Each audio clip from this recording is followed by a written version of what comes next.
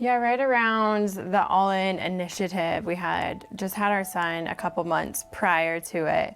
And so I went part-time for work, and the All In initiative was coming out, and that was right around when the Lord spoke to us that I should stop working so much and start tithing. So this was like a really scary leap of faith for us, but we know it was important for the growth of our kids to see what that looked like so we could model that for them. I think Jimmy and I missed out on the most when we were growing up was having a solid foundation in the Lord.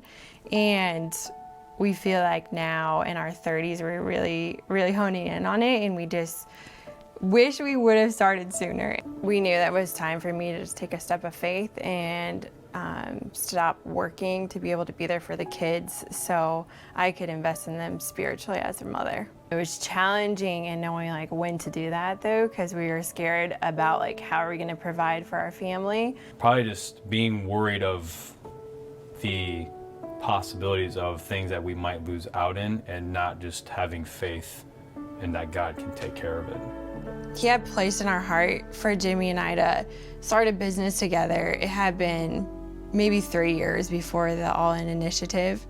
And so we took this leap of faith so we could launch our own graphic design business, J&J Design Co.